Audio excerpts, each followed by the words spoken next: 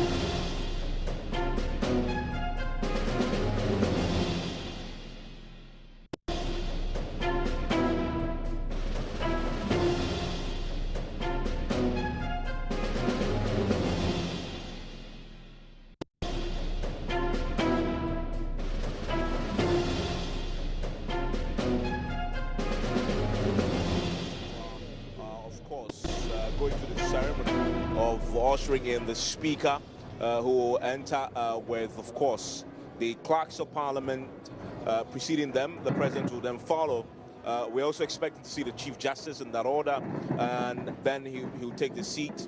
And we're expecting this to start shortly. We were built to start at 10, but of course, give or take, we're going to start 20 or 25 minutes later than we expected. A lot we're expecting today. We're expecting, as we've heard already, to talk significantly about education being one of the key areas of importance to him. We see the Vice President now entering the main chamber of Parliament. We're also set to see very shortly other key members of the Flagstaff House also entering. I've seen a head of the state protocol also entering into the main chamber now. I've also seen enter the main chamber Director of Operations. The President himself is now in short, is making his way to take his seat now. Right beside the Speaker of Parliament. The Vice President is also there already. So we are set to roll now. We will hear the national anthem, and after that, we will come with the details, the specifics of this all, which is the State of the Nation address. Let's listen to the national anthem now.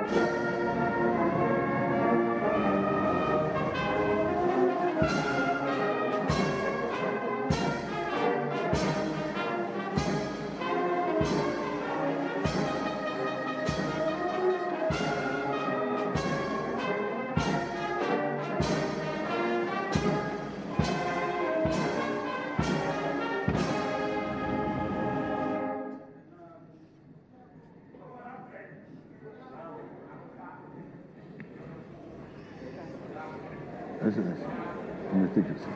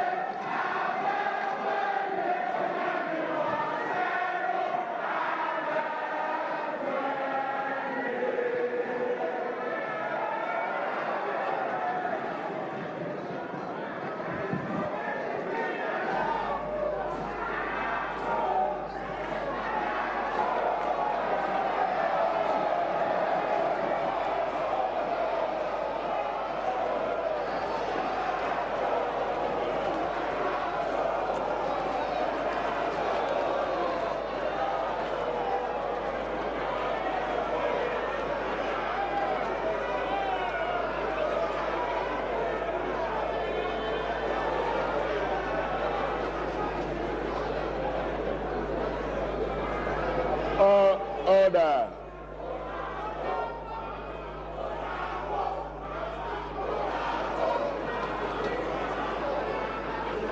Order. Order. Order. Order. Order. Honorable members, we are honored to have in the House His Excellency Nana Addo Dankwa Akufo-Addo.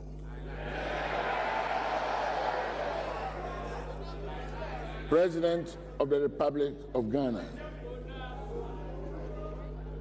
and Commander-in-Chief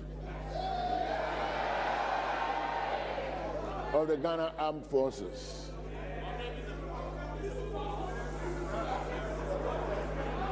His wife, Rebecca, His Excellency, Vice President of the Republic, Dr. Mahamudu Bawumia, and his wife.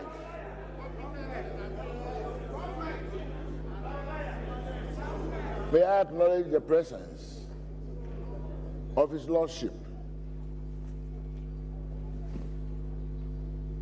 the Acting Chief Justice, Justice William Atuguba.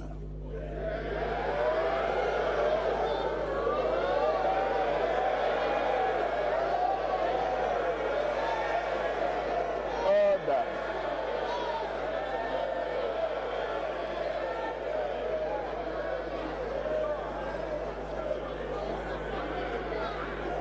And other order. Honorable members, order. And other Superior Court justices of the Superior Courts of Judicature in Ghana. We also welcome former President J.A. Kufuor, former President J.J. Rawlings, and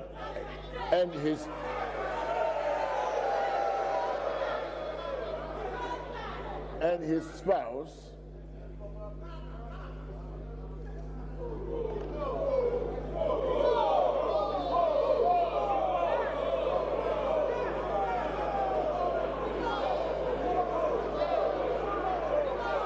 order.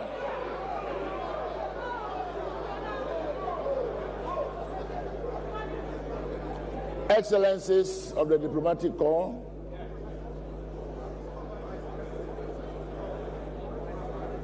former Vice President.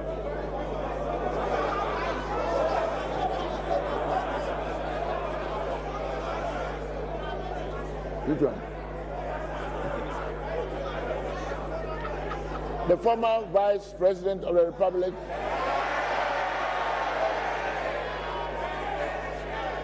His Excellency, Mr. Emisa.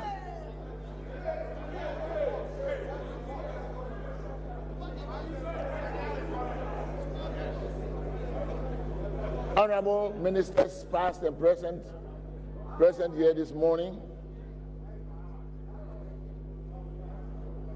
distinguished guests of the House this morning,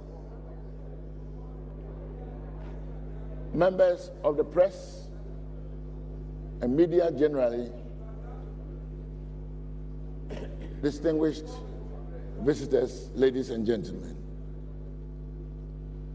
His Excellency the President of the Republic is in the House this morning in accordance with Article 67 of the Constitution of the Republic of Ghana to deliver a message on the state of the nation to this august House.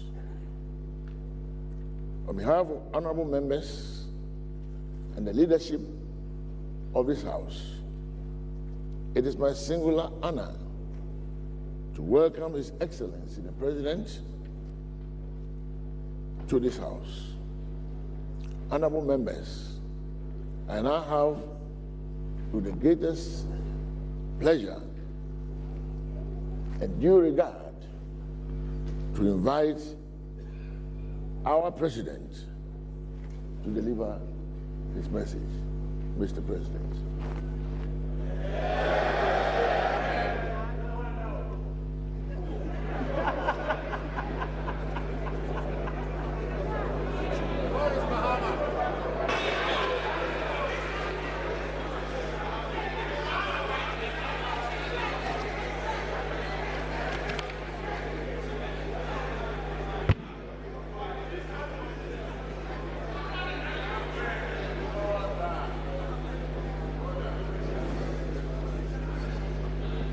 Mr. Speaker,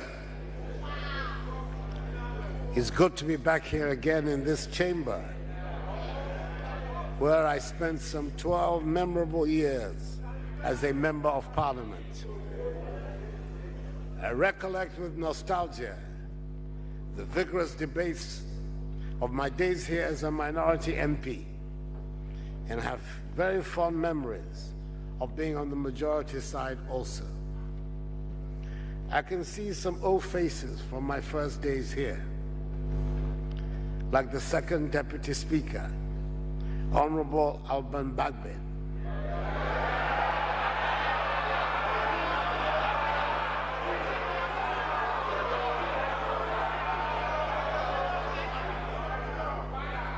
whom I came to meet in the House in 1997.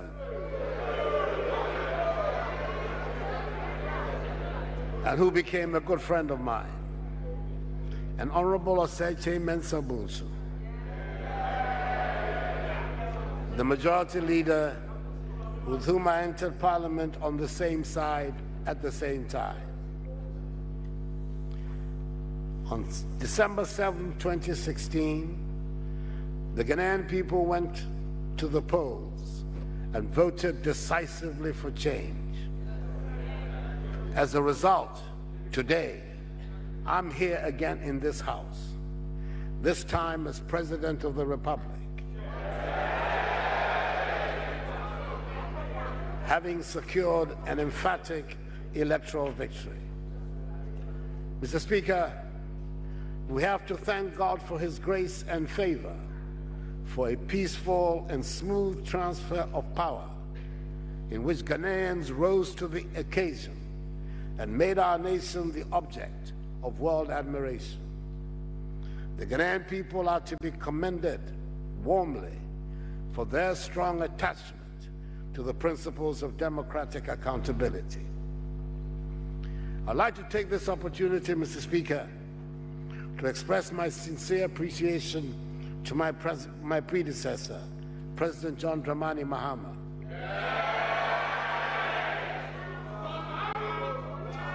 for his leadership and his role in the transition. His conduct has been a credit to our nation. Mr. Speaker, I'm happy to see the presence in this House of two other former presidents of the Republic, Their Excellencies Jerry John Rawlings and John Agyekum Kufuor. I am in the enviable position of being the first Ghanaian leader to be able to draw on the experiences of three living former presidents. This should definitely enrich my tenure of office. Mr. Speaker, I congratulate you on your unanimous election to preside over the affairs of this House. It is a fitting acknowledgement of your distinguished service to our nation. I congratulate also your deputies on their appointments. The first Deputy Speaker, a respected member of the House, Honorable Joy Osei Owusu, and second Deputy Speaker, the veteran legislator, Honorable Alban Bagbin. I commend also the Majority Leader, my contemporary in this House, who can now put his extensive experience of Parliament to use as Leader of the House and Minister for Parliamentary Affairs.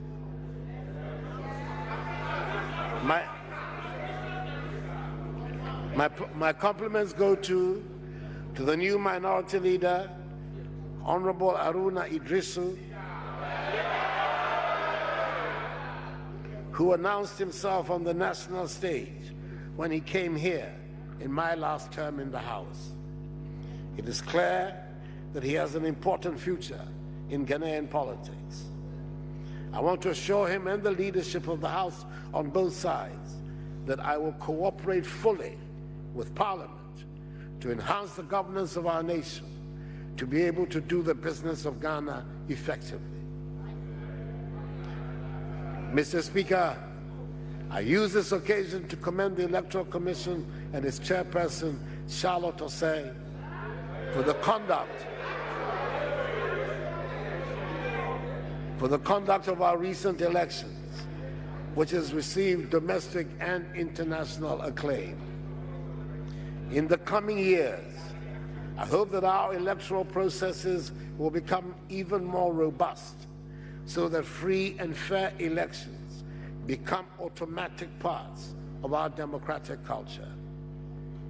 Mr. Speaker, certain incidents occurred during the transition period that are matters of concern to me and should be to every Ghanaian as they marred an otherwise dignified and successful transition. Wrongdoing has no political color, and I do not subscribe to the lawlessness of political party supporters simply because their party has been elected into office. Mr. Speaker, when those incidents began, I instructed the then Inspector General of Police, John Kudalo, to apply the law, irrespective of political affiliation, to all lawbreakers. This instruction was also carried on to his successor, David Asante Apietu. Both of them acted upon it, which helped to bring the situation under control.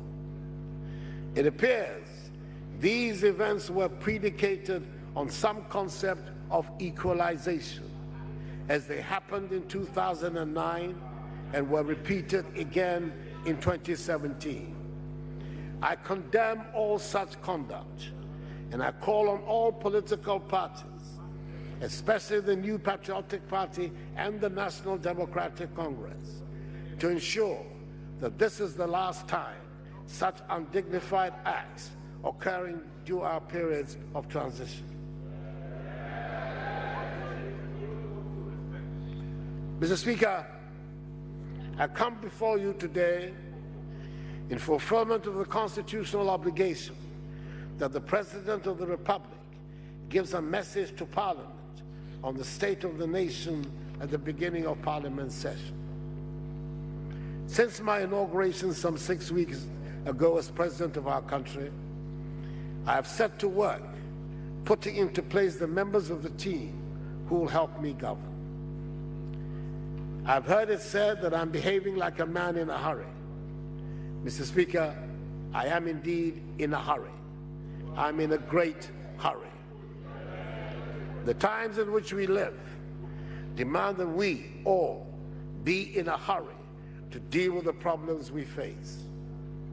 I'm grateful, therefore, to the Honorable House for the expeditious manner in which my ministerial nominees have been vetted and approved thus far.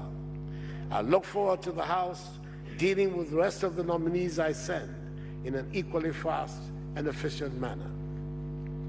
Now that the processes for the composition of the Council of State have been completed, I shall inaugurate the Council this week, which will enable me to proceed rapidly with the appointments that need to be done in consultation with the Council.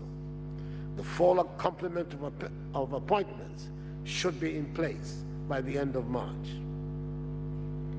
Mr. Speaker, the conditions in our country demand that government machinery functions efficiently and at full force, and that nothing is left on autopilot.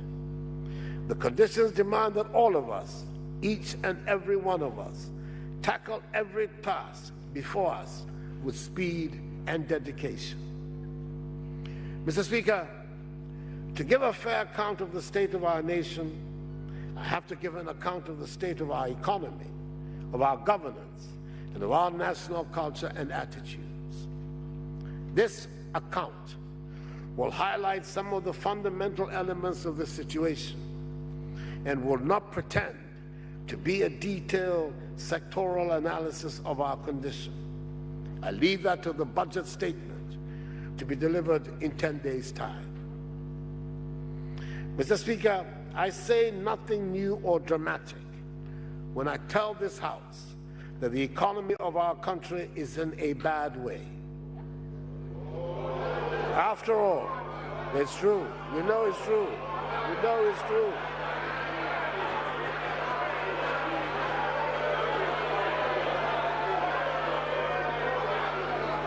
Order.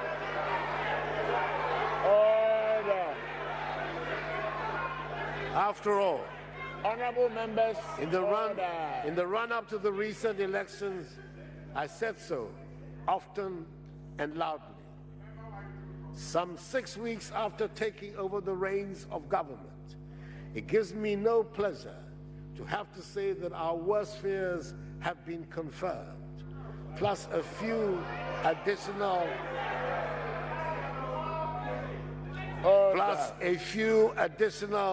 unpleasant surprises as well. Mr. Speaker, many get quite lost when economists start rattling figures and statistics. I will not try to bore you with a lot of figures, but I hope you will bear with me as I have to put certain essential facts before our country. You would recall that notwithstanding the fact that the previous government had more than 10 times the financial resources than any other government since independence,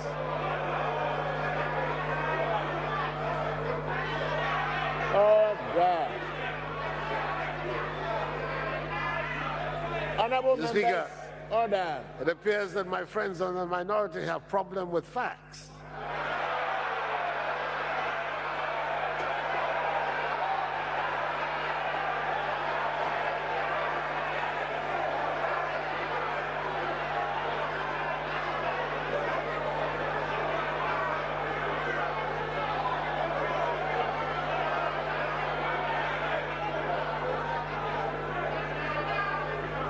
Order.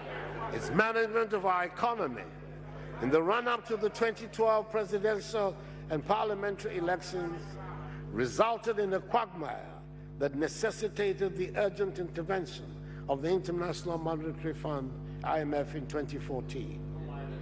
The IMF program negotiated was ostensibly to restore fiscal discipline, debt sustainability, and increase economic growth. The previous government promised Ghanaians that the reckless public expenditure that characterized the 2012 election year would not be repeated.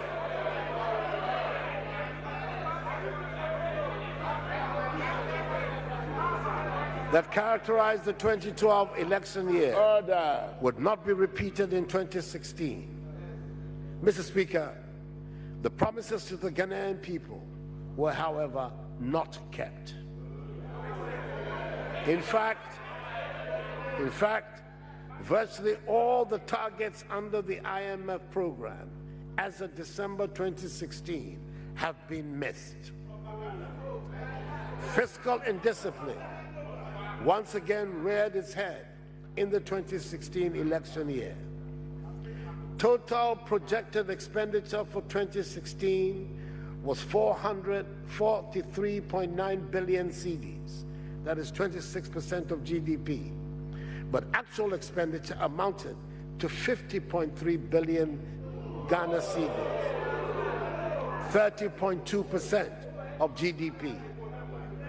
The full facts of the situation have not been put before the Ghanaian people. It appears from what we are finding out that some 7 billion cedis of arrears and outstanding payments circumvented the very public financial management system that was put in place to prevent such occurrence. Order. Mr. Speaker, I may have to repeat that last sentence.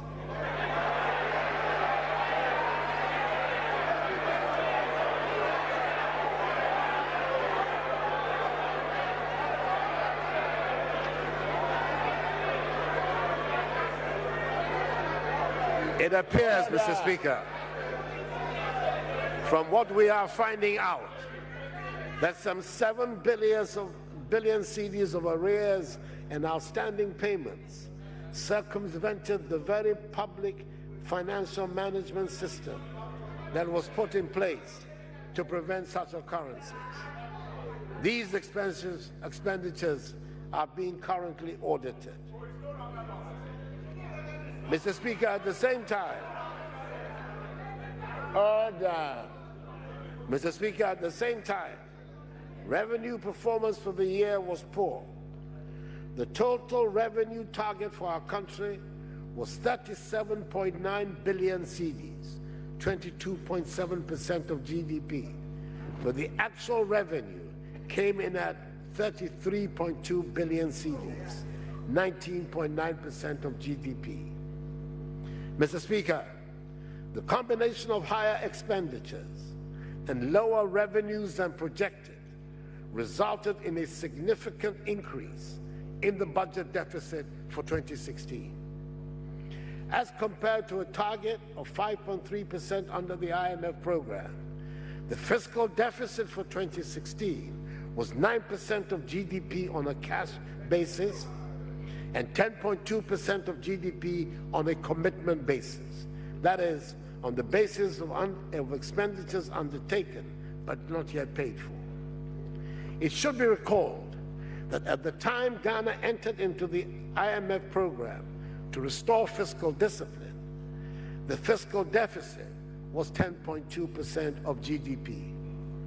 It is very clear, therefore, that the objectives set out in the program have not been achieved.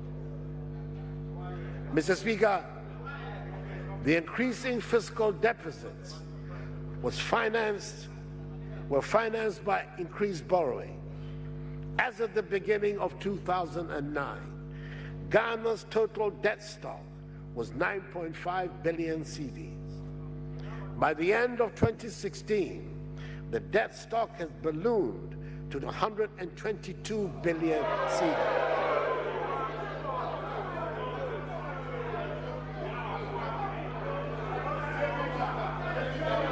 Order. Ghana's debt stock. Order. Ghana's debt stock now stands at 74% of GDP after all the previous denials to the contrary.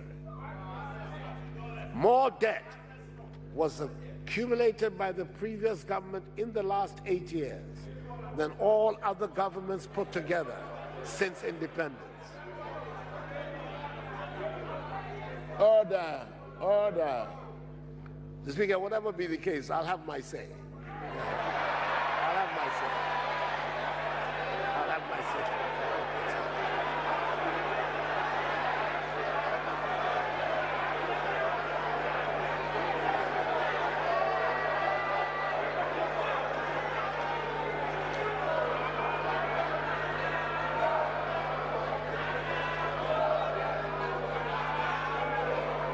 Mr. Speaker. Order. Honorable Mr. Speaker, more debt was accumulated by the previous government in the last 8 years than all other governments put together since independence. In fact, 92% of Ghana's total debt stock was incurred in the last 8 years under the previous government. The interest costs on this debt have also increased and will amount to an estimated 14.1 billion cedis in 2017. Mr. Speaker, the reality of the state of Ghana's public finances today are quite stark. Today, as a result of policy choices, we find ourselves in a situation where Ghana's total revenue is consumed by three main budgetary lines: wages and salaries, interest payments and amortization, and statutory payments. These three items alone account for 99.6% of government revenue. This means that anything else that government has to do outside of these lines will have to be financed by borrowing or aid.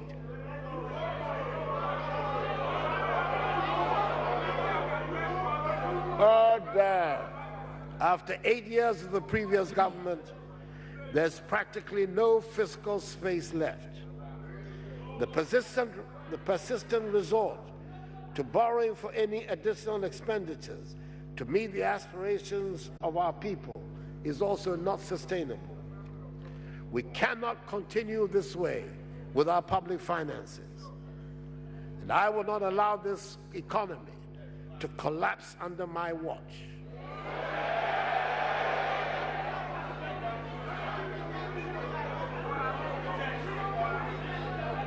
We will reduce significantly the fiscal deficit this year. Mr. Speaker, Ghana's economic growth has also declined dramatically. Notwithstanding the record amount of financial resources at the disposal of the previous government, Ghana's GDP growth in 2016, including oil, is estimated at 3.6%. This is the lowest GDP growth in about 23 years. Mr. Speaker, Order. Ghana's banking sector has not escaped the economic decline and has become increasingly fragile. Bad loans in the banking sector have risen significantly. Economic and financial data from the central bank show that non-performing loans have risen sharply from 11.2% in May 2015 to 17.3% in December 2016. The recent asset quality review of banks shows significant vulnerability of banks to current economic conditions, with many exhibiting significant weaknesses.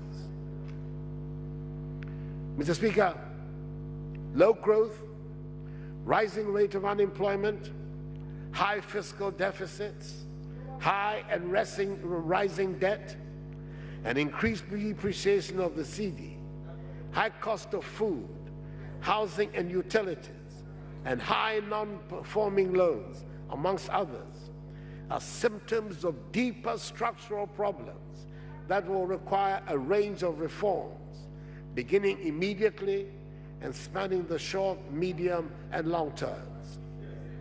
We are going to have to implement some tough, prudent, and innovative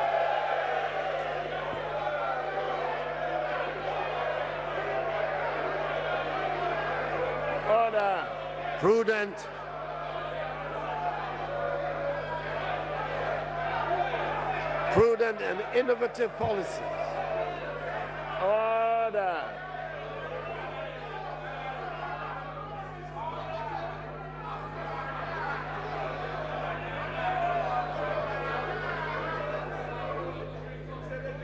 Order. Some tough, prudent, and innovative policies to get out of this financial cul-de-sac and rescue this economy, restore fiscal discipline and debt sustainability, as well as increase economic growth. Mr. Speaker, it gives me no joy to tell the story of the economy as it is, as we inherited it.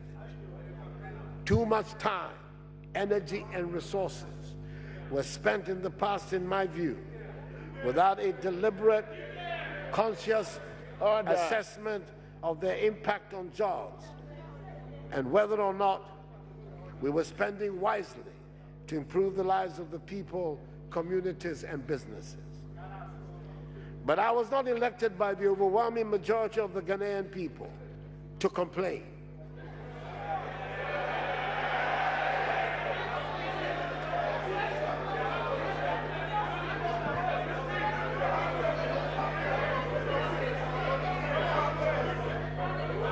I was elected to get things done. Order.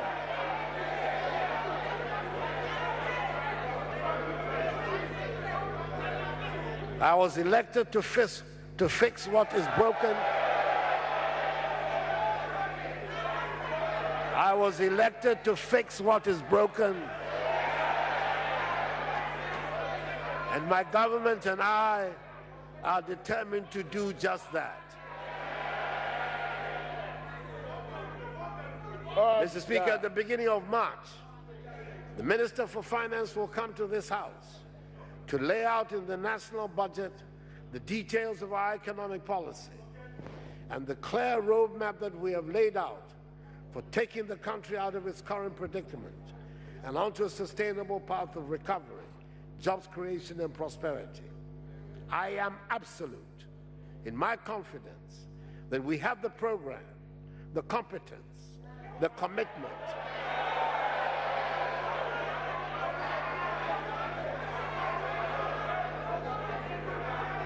order, and the goodwill of the people, to turn things around. By the grace of God, we will succeed. And I believe this House knows it too. Mr. Speaker, in the immediate term, targeted legislative policy and institutional reforms will have to be undertaken to unleash the suppressed potential of the economy and allow Ghanaian entrepreneurship to rise and thrive domestically and internationally. For too many young people, unemployment is sadly the reality of the start to their adult life. For years, for generations, it was assumed and guaranteed in this country that the quality of life of every generation would be an improvement on that of their parents. We are now faced with the phenomenon of parents looking on in frustration as their grown-up children remain at home without the means to strike an independent life by themselves. This generation of Ghanaians dares not be the one to reverse this natural trend. We must create the atmosphere that generates jobs. We must boost the confidence of the private sector to invest in the economy. We must have the courage to start building our future and take the hard decisions that need to be taken to grow our economy. We have no choice but to reduce the budget deficit and cut waste in all sectors of public life. We must complete the formalization of the economy. Order. The process for a comprehensive national identification system and a property titling system will be completed this year. That will boost confidence in our country and increase investment from nationals and foreigners. Then we'll be able to generate jobs. We must boost the confidence of the private sector to invest in the economy. Mr. Speaker, I believe the starting point in turning around our fortunes must be with agriculture. Unfortunately, the state of agriculture in our country right now is not good.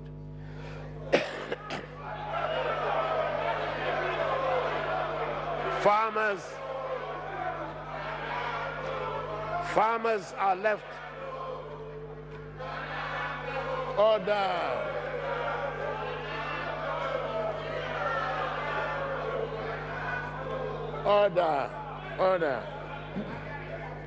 Farmers are left on their own. It is not surprising, therefore, that food prices are high and we're having to import almost everything we eat, including vegetables from our Sahelian neighbors. And yet, agriculture provides the best opportunity to use modern methods to change the lives of many within the shortest possible time. We have to irrigate our lands and equip farmers with the skills needed to make farming a well-paying business. We aim to popularize farming by encouraging many people to take it up as a full or part-time activity. A national campaign, Planting for Food and Jobs, will be launched to stimulate this activity. An amount of 125 million Canadian dollars has been secured from Canada, a friend of our nation, to support the initiative. This campaign will be anchored on the pillars that will transform agriculture: the provision of improved seeds, the supply of fertilizers, the provision of dedicated extension services, a marketing strategy, and the use of e-agriculture. To initiate the campaign, the district assemblies will be tasked to identify and register progressive farmers in each of the 216 districts. Mr. Speaker, for too long, our farmers have been left to cope by themselves without the necessary support from government. For too long, our farmers have been left to the mercy of the vagaries of the weather. We have decided to embark on a program to provide water to enable all-year farming. We're calling it the One Village, One Dam policy.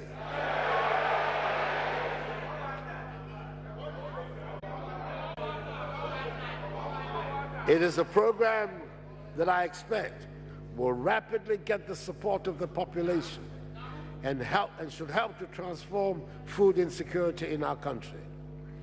The three northern regions in particular will benefit from the availability of water to enable all-year farming so that the enforced yearly migration can be minimized and food production become more predictable. I look forward to an increase in public investment in agriculture starting from the first budget of my government. We must reverse the unfortunate trend of the past 8 years, which saw a regular decrease in public investment in the sector that provides a living for the majority of our people. Mr. Speaker, food processing has been the first steps towards industrialization in virtually every country, and it is time for us to take it seriously. Not only will it serve to cut down on the wastage of crops during the high season, it will provide more jobs and expand farming business.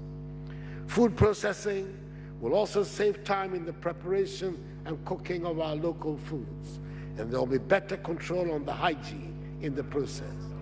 Mr. Speaker, I look forward to an exciting time in the agricultural sector.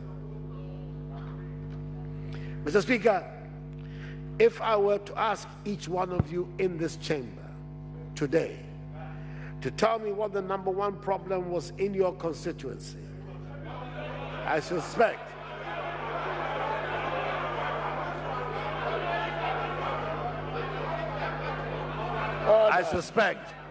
there would be one uniform answer: jobs. The most critical challenge inherited by this MPP government is the very high, unprecedented level of unemployment, particularly among the youth. It is a debilitating and confidence-sapping problem that affects every home. We can argue on what the official rate of unemployment is, but we can all see the desperation of our young people. They want to work, but there are no jobs, and some of them are being driven to unacceptable behavior. We have a veritable time bomb on our hands.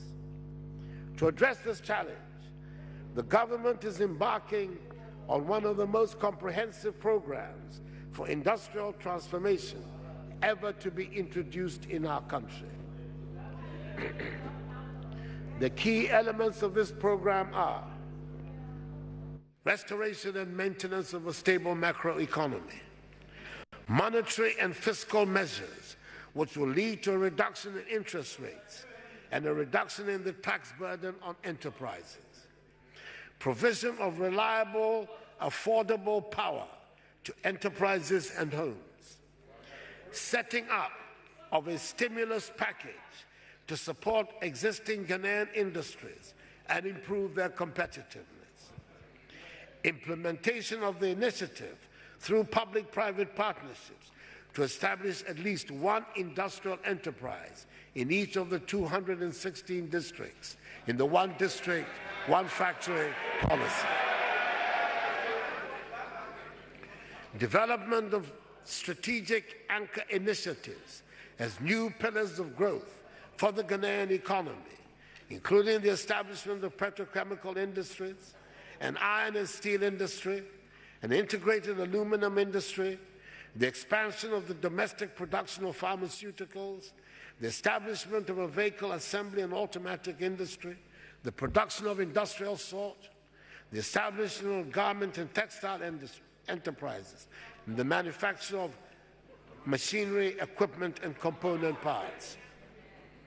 establishment of a multi-purpose industrial park in each of the 10 regions, implementation of a comprehensive program for SME development, establishment of an industrial subcontracting exchange to link large-scale companies with SMEs, implementation of an aggressive program for export development, targeting primarily regional and continental markets, enhancement of domestic retail market infrastructure, and the active promotion of the market and distribution of domestically produced goods, improvement of the business environment through regulatory and other reforms, and establishment of a permanent consultative forum for public-private sector dialogue. We are confident, Mr. Speaker, that through these interventions, significant job opportunities will be open to Ghanaians across the country. Mr. Speaker, the Takrady to Paga Railway, connecting the eastern and western corridors, will be initiated this year.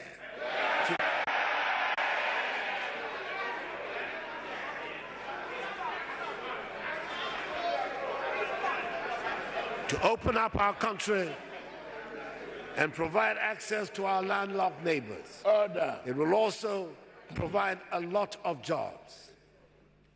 Mr. Speaker, probably the most difficult problem that has dogged this nation in the past 5 years has been in the energy sector.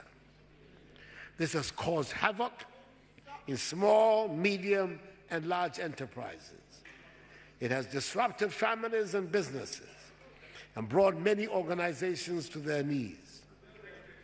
The most obvious manifestation of the energy problem has earned us notoriety in the world with the entry into Wikipedia and other dictionaries of the word Dumsor.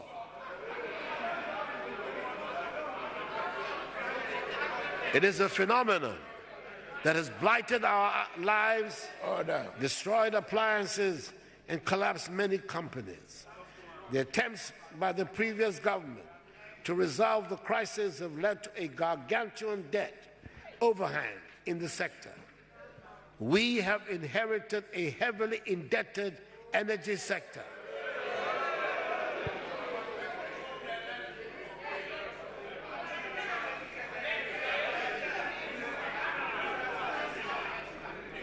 We have inherited a heavily indebted energy sector. Order. Order.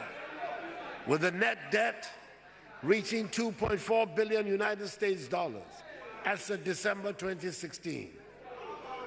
I have to point out the alarming fact that 800 million US dollars of this debt is owed to local banks, which threatens their stability and that of the whole financial sector. Indeed, the huge indebtedness of the energy sector constitutes the single major hurdle to Ghanaians enjoying reliable and affordable electricity supply. Mr. Speaker, there has been some improvement in the power supply since November last year, but the challenges facing Ghana's power sector are far from over. The key problem is cost. We produce power from Akosombo at 3 US cents per kilowatt hour. The marginal price for businesses is an effective 42 cents, more than 10 times the average tariff in West Africa. This makes it very difficult to start or run a business here and be competitive. The cost of energy destroys businesses large and small.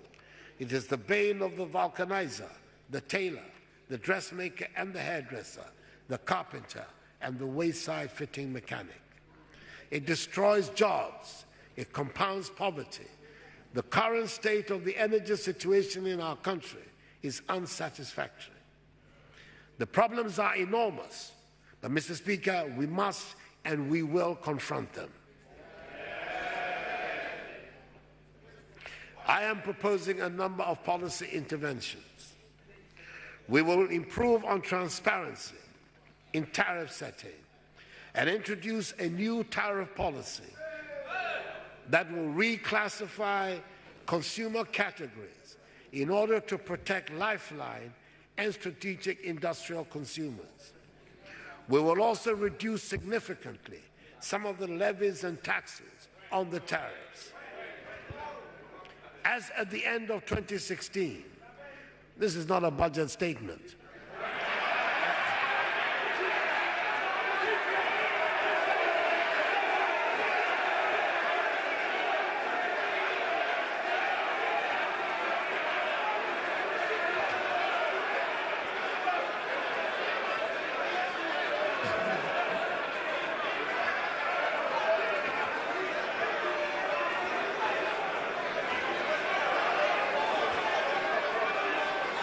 Order.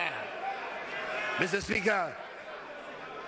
Speaker, as of the end of 2016, the Electricity Company of Ghana, ECG, had signed 43 power purchase agreements, whilst a further 23 were under discussion. Government is conducting a review of all the power agreements entered into by the previous government in order to prioritize, renegotiate, defer or cancel outright if necessary in the national interest. Overall, we began to develop a national electricity master plan, which will also explore the benefits of listing VRA and GRIDCO on the stock exchange. Mr. Speaker, order. Mr. Speaker, order. My government will enforce the procurement law. My government will enforce the procurement law. We will insist on open and competitive bidding for power capacity procurement.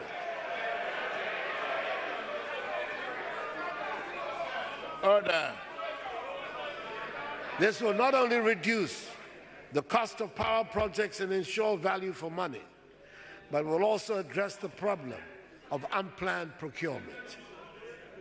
Government will encourage increased private sector investment in utility-scale solar and wind energy projects, as well as accelerate the development of mini-grid solutions in off-grid and island communities for lighting, irrigation, and other economic activities.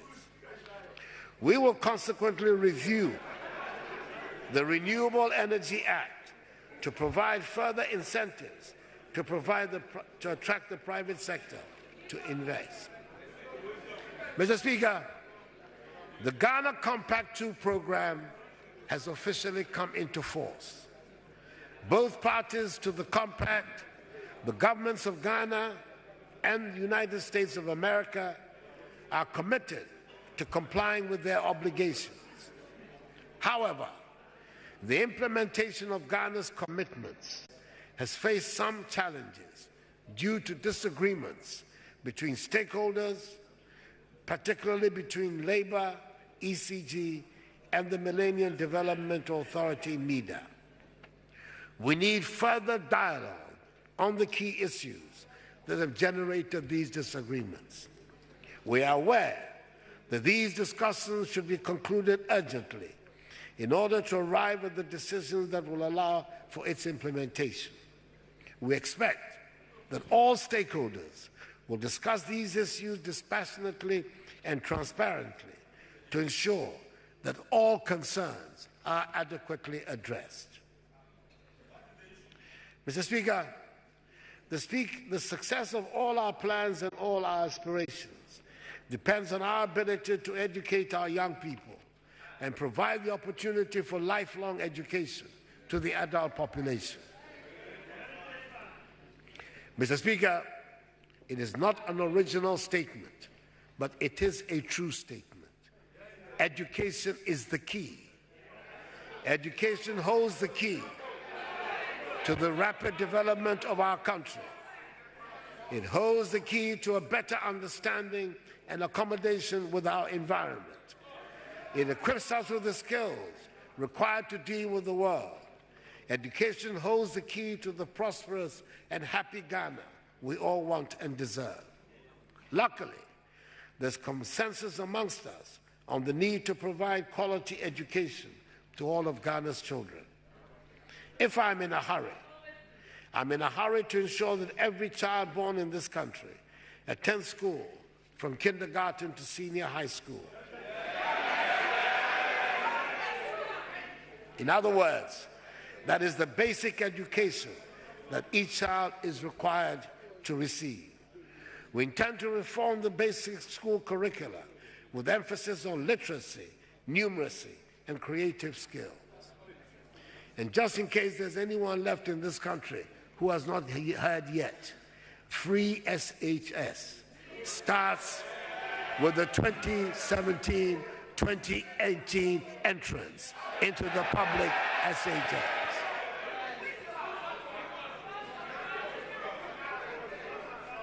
We shall embark upon a vigorous expansion and re-equipping of technical, vocational, and agricultural schools, and line all TVAET under the Ministry of Education to ensure standardization. The teaching of mathematics and science will take pride of place in all schools as we aim to make understanding of the scientific basis of life a central plank in our schools. We will thus make the use of ICT a central feature of our national life. Mr. Speaker, Order. my government shall place teachers at the center of quality education and encourage professionalism amongst them. There will have to be some legislative reforms to ease some of the bottlenecks at the district level of supervision. By the way, teacher trainee allowances will be restored. When the Minister of Finance comes to read the budget, we keep our promises, just as we will ensure that our sports development is hinged on the revival of school sports. Mr. Speaker, there has been far too much tension in the education sector. It is in everyone's interest that the school experience is a happy one for children, teachers, and parents alike. The happy and skilled population that will drive the path to development starts at school. We aim to provide the key to prosperity in our schools. Mr. Speaker, we have to be healthy if we are to make a success of the plans and aspirations we have. The National Health Insurance Scheme remains the best option we have devised to ensure that as many people as possible have access to health care in our clinics and hospitals.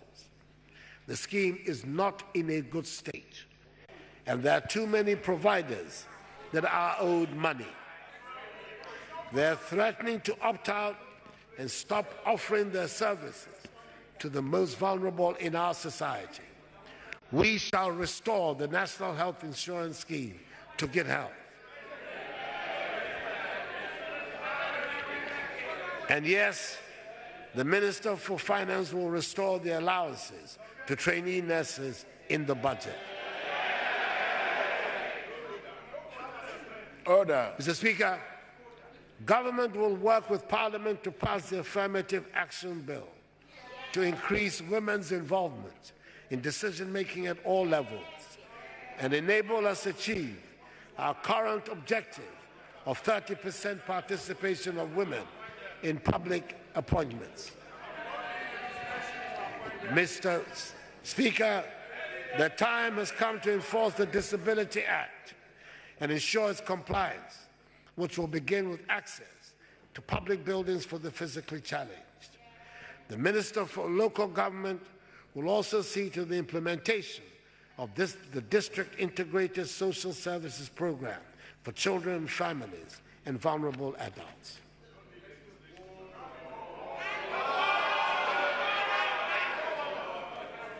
Mr. Speaker, our people can only prosper and flourish in an atmosphere of peace and security. Safeguarding Safeguarding the sovereignty and territorial integrity of the nation is critical for our progress. We will improve the state of combat readiness of our armed forces by improving the logistical infrastructure and improve the welfare of servicemen and women and also of veterans. Our armed forces remain one of the best organized and most professional in Africa. Mr. Speaker, I bring you greetings from the Gambia, where I was a guest last weekend at the inauguration ceremony of President Adama Barrow. Order. Order. Order. Ghana should always take its membership of ECOWAS seriously, as its viability advances our national interest. One of the first issues that came to my attention as soon as I assumed office was the request from ECOWAS to send a military contingent from Ghana as part of the ECOWAS mission in the Gambia, ECOMIG, to help to resolve the post-electoral impasse in that country. Senegal was to provide 3,150 troops, Nigeria 509, and Ghana 210 troops. I assented to the request as it involved large issues of regional stability and the preservation of democracy and rule of law in a member state. Ghana sent 208 troops. The mission succeeded in creating the necessary environment for the rule of law to be maintained and for the rightful transfer of authority to the newly elected president. I saw with my own eyes how popular that event has been in the Gambia and how popular is the ECOWAS mission. Currently, ECOWAS has now put forward a new mandate which involves reducing the force to one of 500 soldiers intended to be a stabilization force. As from yesterday, 20th February, Senegal will provide 250, Nigeria 200, and Ghana 50 troops in the force. Presently, Mr. Speaker, about 3,000 Ghanaian soldiers are involved in peacekeeping operations around the globe. We need to do more to keep their morale high and empower them. We have decided that they should be paid their allowances at post and not on their return. I'm glad to say that this new regime of payment has been applied to the case of the Gambian deployment. Mr. Speaker, it gives me great pleasure to be able to inform the House that the outstanding arrears of $13 million for all peacekeeping personnel have been cleared by my government. And the contingents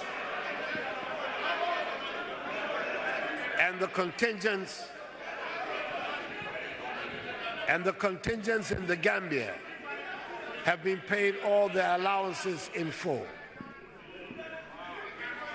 And the contingents in the Gambia have been paid all their allowances in full.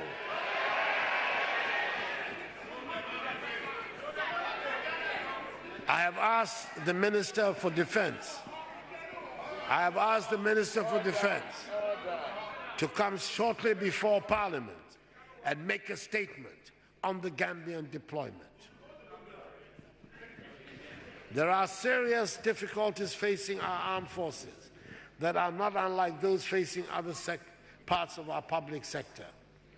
Overcrowded and inappropriate accommodation for personnel, inability to pay food and utility bills, and threats from providers to cut supplies. These are the everyday stories in all departments, and our armed forces face the same problems. It is a regrettable state of affairs that will not continue under my administration. Mr. Speaker, The police are the first line of security and protection for citizens. We must have an efficient police service that has the confidence and support of the people. I am determined to give whatever support is required from government to ensure that we have the service that the people of Ghana deserve. We must get a more professional police service where recruitment and training practices are of acceptable international standards. We shall continue recruitment into the police service with the aim of meeting the UN ratio of 1 police officer to 500 civilians, and also ensuring gender equity.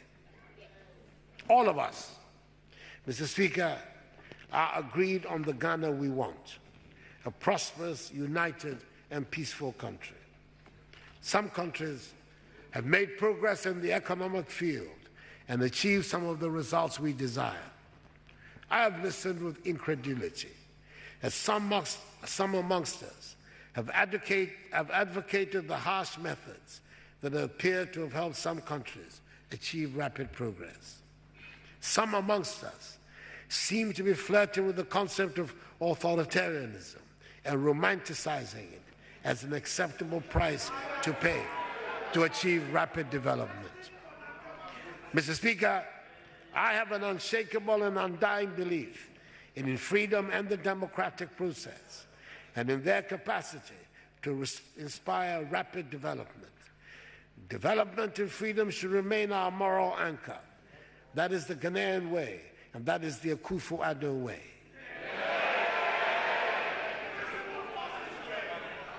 Mr. Speaker, the rule of law should remain our guiding and unbending principle. Those of us in public service should acknowledge that corruption is one of the biggest concerns to the people of Ghana.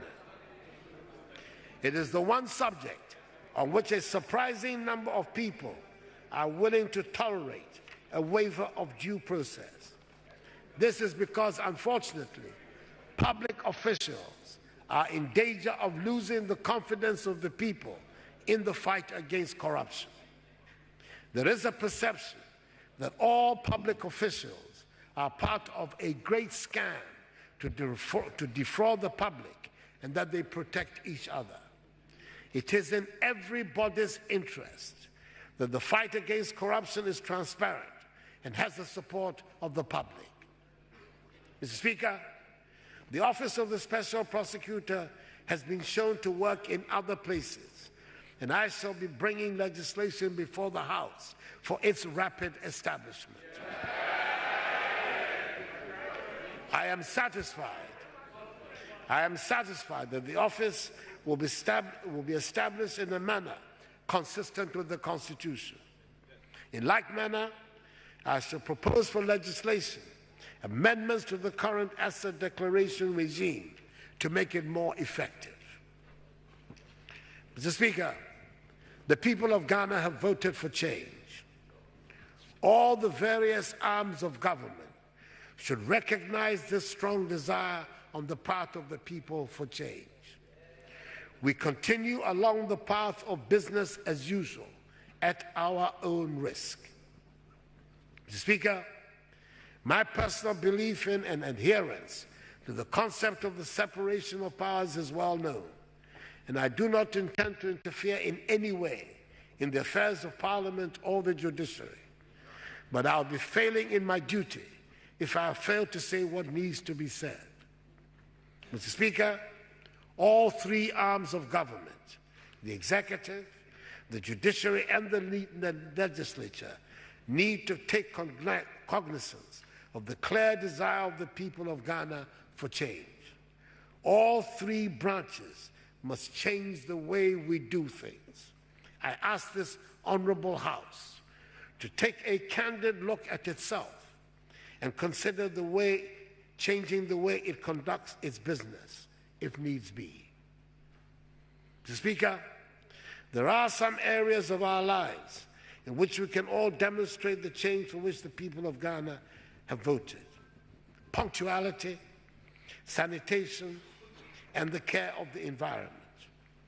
Over the years, it has become acceptable practice that official functions invariably start and close late.